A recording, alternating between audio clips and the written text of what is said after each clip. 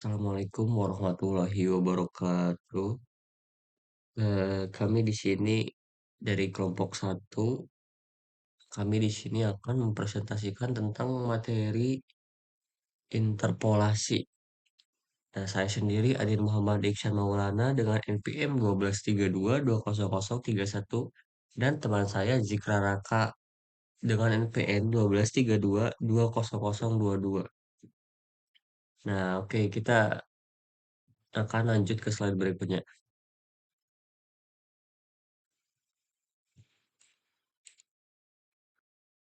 Nah, pada slide saat ini apa sih interpolasi itu?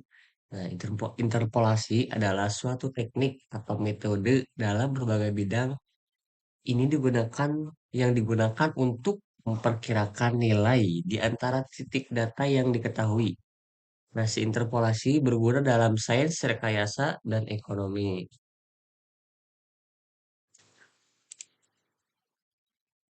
Kemudian, mengapa sih si interpolasi itu sangat penting? Yaitu interpolasi memiliki suatu karakteristik yang sangat penting, yaitu untuk mengisi kekosongan data, visualisasi data, dan prediksi. Nah, maksud dari mengisi kekosongan data yaitu interpolasi mengatasi data yang hilang atau yang tidak lengkap. Nah, jadi si interpolasi itu mengisi data yang hilang atau yang tidak lengkap. Kemudian visualisasi data yaitu si interpolasi membuat kurva atau permukaan yang mulus. Selanjutnya prediksi, yaitu untuk memprediksi nilai di luar rentang data yang sudah terekstrapolasi. Nah, ini juga ada interpolasi memungkinkan kita untuk mencari nilai optimal fungsi dengan perkiraan. Oke, selanjutnya ada interpolasi linear, sederhana dan cepat. Nah, sebelum itu kami ini termasuk dalam jenis-jenis interpolasi. Yaitu interpolasi linear. Konsepnya yaitu atau pengertian yaitu menghubungkan dua titik data dengan garis lurus.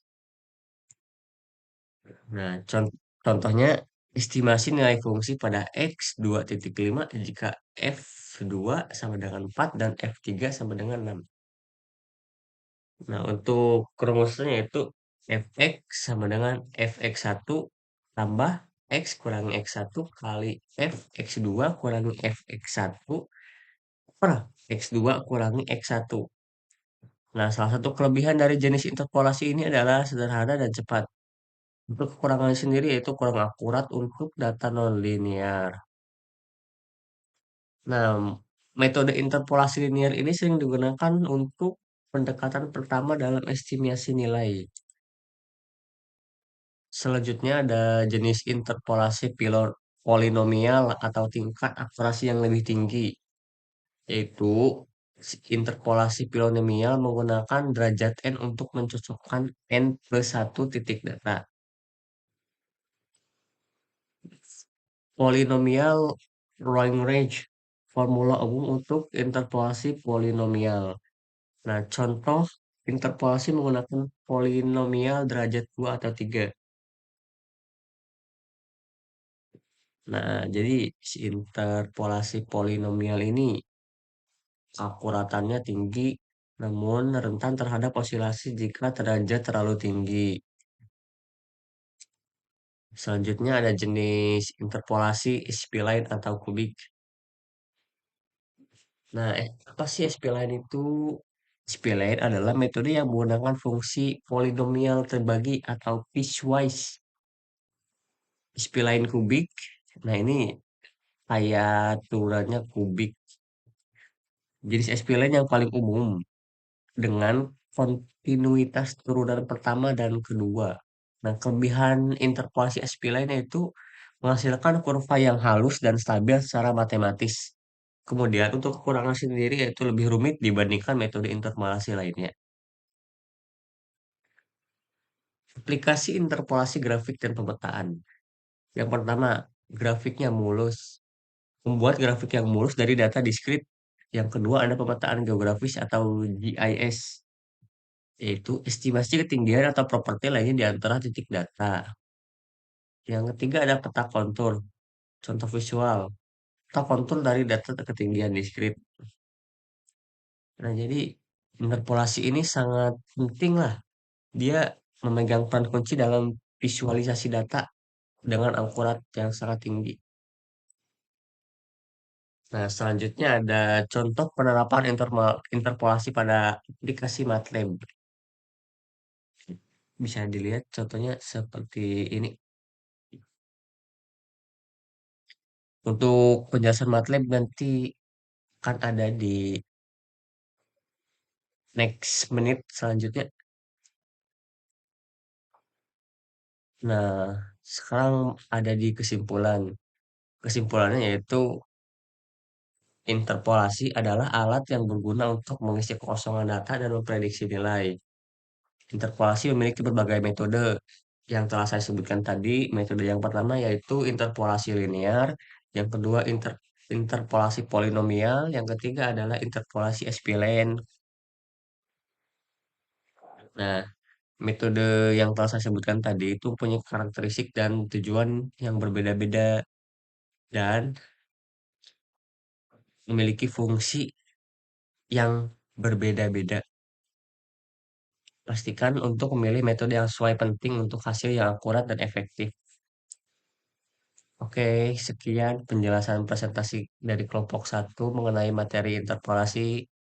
Mohon maaf bila ada kesalahan kata yang saya ucapkan. Wassalamualaikum warahmatullahi wabarakatuh. Terima kasih. Saya akan menjelaskan penerapan metode interpolasi pada aplikasi MATLAB ya. Nah, sebelumnya kita harus siapkan datanya terlebih dahulu, X maupun Y-nya. Ini ini bisa ngasal aja ya, X-nya mau berapa, Y-nya juga berapa. Nah, ini juga bebas sih. Kemudian ada Y linear interp P1 XY X interp linear. Nah, itu untuk membuat interpolasi jenis linear. Kemudian ada Y kubik yaitu sama seperti sebelumnya untuk membuat interpolasi spline. Kemudian ada polyfied XY lain X min 1. Nah, ini buat rumus polinomialnya. Nah, ini ada Y poli yaitu untuk membuat interpolasi polinomial sama kayak linear, spline, sama polinomial itu sama. Kemudian ada figur yaitu untuk menampilkan figur atau gambar seperti ini nih yang saya gerakin ini seperti ini. Ini namanya figur untuk menampilkan itu. Kemudian ada plot XY, O marker size 8, line wide 2. Nah, yaitu untuk menggambarkan O marker size dengan sisi 8, line wide dengan ketebalan 2. Kemudian ada hold on yaitu untuk menahan gambar sebelumnya agar tidak tergantikan dengan gambar yang akan saya gunakan nanti. Kemudian ada plot X interp Y linear R min line wide 1,5 yaitu menggambarkan interpolasi linear dengan ketebalan 1,5. Nah, ini linear saya yang dengan garis merah ini. Kemudian ada plot X interp Y kubik G line wide 1,5. Nah, ini menggambarkan interpolasi spline kubik dengan warna green dan ketebalan 1,5. Kemudian ada plot X interp Y poly B line wide 1,5 yaitu untuk membuat garis interpolasi polinomial dengan warna blue dengan ketebalan 1,5. Nah, ini ada grid out untuk memperjelas data dari figur. Kemudian ada legend yaitu untuk mengidentifikasi masing-masing kurva maupun entah itu linear, kubik spline maupun polinomial. Selanjutnya ada title atau judul. Nah, ini untuk di sini di atas kurva kemudian ada X label maupun Y label. Itu untuk menandakan X label sama Y. Sekian penjelasan singkat mengenai penerapan metode interpolasi pada aplikasi MATLAB.